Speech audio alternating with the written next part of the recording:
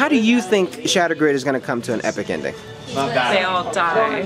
They all die? Yeah. That's it? Yep. So my prediction, I think that they're going to severely cripple Lord Drakkon, but not defeat him. He's going to get away. I think he's going to power himself up. We've seen this new black suit. Why is everybody so quiet? And then he's going to get away somehow. He's going to get to some other plan, and I think I have a feeling that some Rangers are going to die. I'm going to be very sad.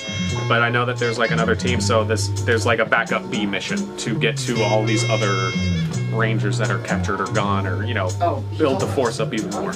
Okay. I think that's what it's going to go. It's going to keep going. It's the end of Shattered Grid, but it's going to be a little something new. Okay. You know, pick up the pieces, I think. I think it's going to end, like, he's going to be overpowered, of course, with the new black suit and that new Sabo that steals powers. I think Art Kimberly is probably going to do some damage to him to cripple him a bit. But it's going to be his Kimberly, Ranger style, is going to finish him off somehow. Okay. Or power him down, take him back to their own timeline. Or somehow the grid repairs everyone but the current team remembers everything that happens except the other Rangers.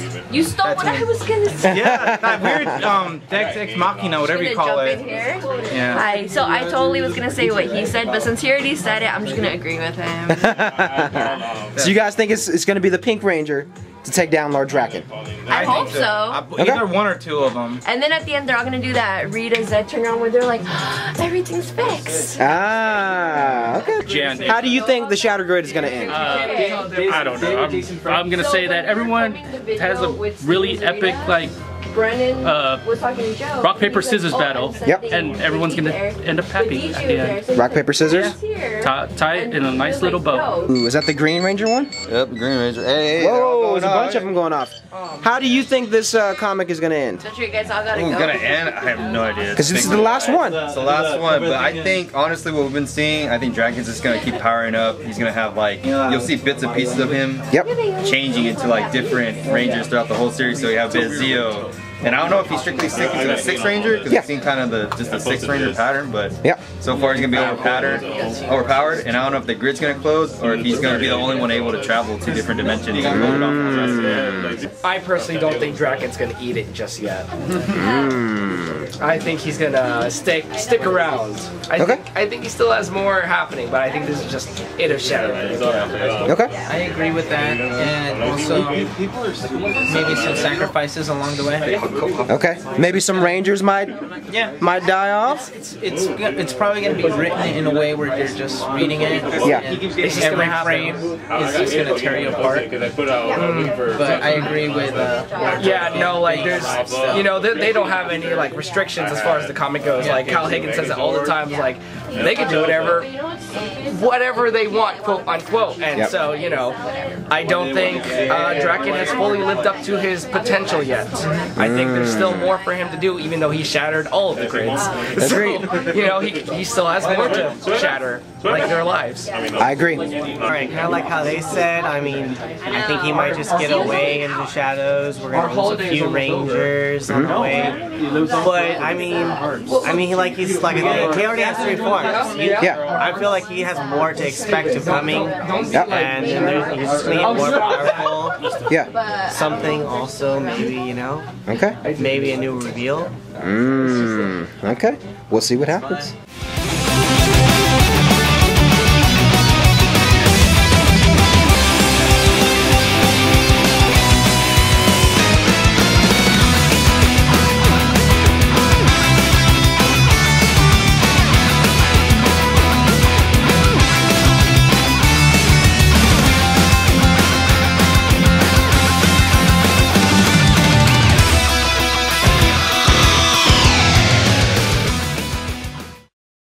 Ladies and gentlemen, we are celebrating 25 powerful years. It all comes to an epic ending for Shattered Grid story arc. Written by Kyle Higgins. Now, let's get into it. This first segment was released as a teaser before the initial release of the comic. We pick up where we left off as the Legion of Rangers fight against Drakkon and his army in Serpentera. Serpentera continues to dominate and really make it struggle for the Rangers. So, Jin has a few of the Rangers along with Hyperforce team combine Zords along with the Black Dragon that other Trini is sporting in this battle. Cool thing about the Black Dragon tech, it can shapeshift, which enables new combined Zords to double in size as this Ranger war continues on. The Blue Super Mega Ranger calls the Q-Rex Zord, which Jason the Red Ranger ends up piloting as he takes down Drakkon's tower. But at this point, it's unclear if Jason survives, seeing as Serpentera chomps right at the Zord. The tower is destroyed, and the new Megazord pierces a blade right through Serpentera, taking it down as well. Now what's interesting here is that the Sentry Rangers begin to lose their powers once that tower was taken down, which was obviously a main source of power for their connection to the grid. Now again, the Rangers are concerned and have no idea if Jason the Red Ranger survived that major attack, and as they are navigating through this, Lord Drakkon appears in a giant form right in front of the shattered hole in the universe. Going on, we get a scene with the Beyond the Grid team as they are fighting off Sentry Rangers and rescuing other Rangers that were held captive by Drakkon's hand. We'll talk more about this particular group of Rangers later in this recap, as they are going to play a vital role going forward in the Power Rangers comic universe. We then flash over to Andros, Karone, and Grace Sterling as they are preparing to evacuate with all the crew that is being rescued. It appears time and space are in major danger, and Karone insists Andros kicks the ship into light speed as an explosion is about to happen with major consequences. Now, when this whiteout explosion happens, we enter into a segment that's very Twin Peaks-like to me. It almost seems like a dream world. Not in the present, not a complete illusion, but something's definitely off. Even, the whole color tone has abruptly changed. First, the segment has us at Tommy's house. His mom's name is Rita, and his dad is Zordon. The house dog is Kruger, like Doggy, of course, from SPD. The dog starts barking, and Tommy has an awareness that something is wrong. He then exits the home and rips open his shirt, very Superman style, revealing a flame-like diamond attached to his chest as he morphs into action. It appears he can fly as he fights off a tiger and falcon spirit-like beings. Coincidence in choice of animals? I think not. I'm definitely seeing some foreshadowing here, possibly hinting at the White Ranger. After defeating the creatures, Drakkon then flies down to greet a crowd of people and speak to the press.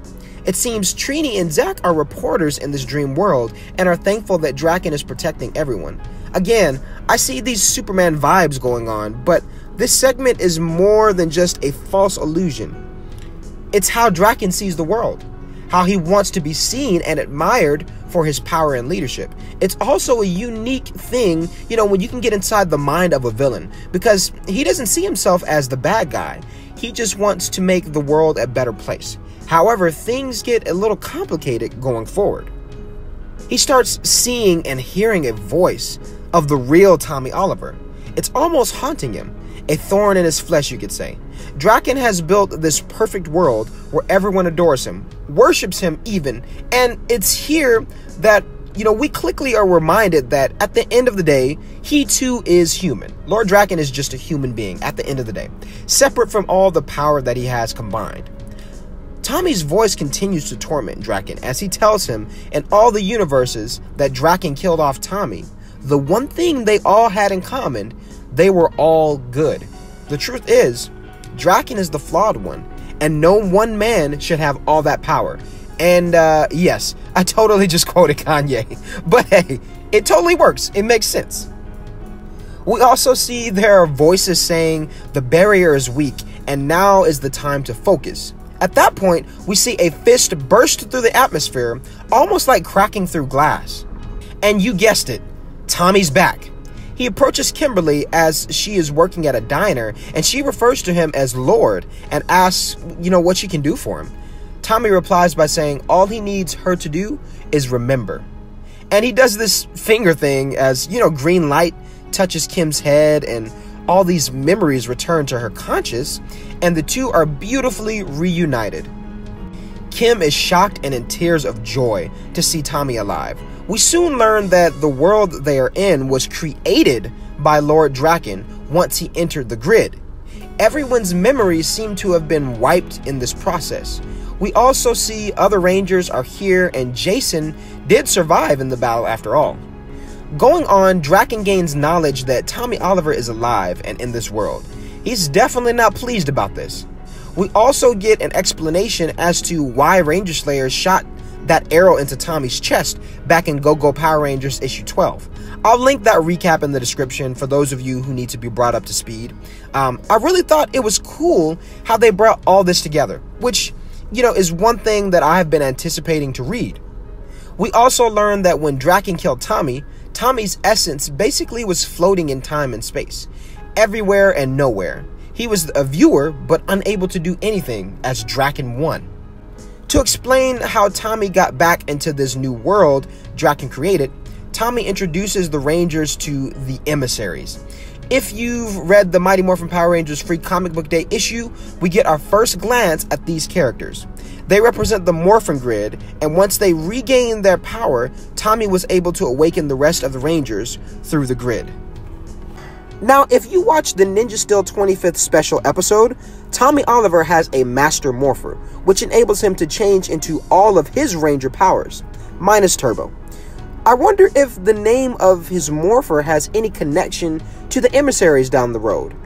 It could be far-fetched, but if you know anything about these characters, the idea isn't too out there. It's definitely, it's a possibility, for sure. The Emissaries go on to tell everyone that they were not prepared for a threat like this and didn't think it was possible for one being to enter the grid and defeat them. Lord Drakkon also stole the heart of a master. With this new power, he was able to eliminate worlds, and in their place, he created this new world. Now, if you remember early on in this comic, right before Tommy burst through the atmosphere, there were voices highlighted in red, yellow, and blue. In this segment, we learned the Emissaries were in the same nether space as Tommy, and together they found a way to infiltrate his world. At this point in the comic, the goal is to take the heart of the Master away from Drakkon and return it to the grid. Otherwise, none of the damage can be undone. The team backs Tommy up, and it almost feels like Tommy is growing into more of a leadership role, especially with, what he's been through and the current situation. Drakkon quickly finds all the Rangers and is ready to destroy them all. They couldn't beat him when he was unmorphed, so Drakkon asks, what hope do they have seeing as he is a god? As the Rangers hit Drakkon with everything they have, it still doesn't seem to be enough, until Green Ranger jumps and grabs the heart of the Master right on Drakkon's torso, leading us into a very interesting and quite possibly one of, my favorite moments within this comic. In this scene, Tommy and Drakkon are in what, seems to be a separate dimension within the heart of the Master. Equal power means no power at all. It's here more of the broken humanistic characteristics of Drakkon are brought to the surface. His greed, his self-doubt, and his insecurities, they're weakening him. And as we see, Tommy has the upper hand in this fight and seems to be stronger. Tommy defeats Drakkon and takes back the heart of the Master so they can return it to the grid. Everyone quickly needs to leave this world and return to the correct timeline as the Emissaries have opened a portal. Tommy even extends his hand to Drakkon, telling him he doesn't have to be alone.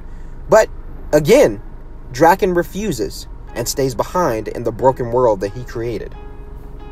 Going on, the Rangers and the Emissaries are within the Morphin grid. Now that they have the heart of the Master, they can reshape reality back to normal. But the interesting fact here is that nothing will be completely the same. In fact, once the Rangers go through with restoring the timeline, everything gets reset, even memories. So it sounds like the Rangers might not remember what they've done after going through with restoring the timeline. Overall, I like what Jason the Red Ranger says. Being a Power Ranger isn't about them, but it's about the good for all. Side note, I still think there is chemistry between Jason and the Red Samurai Ranger. I just want to point that out there.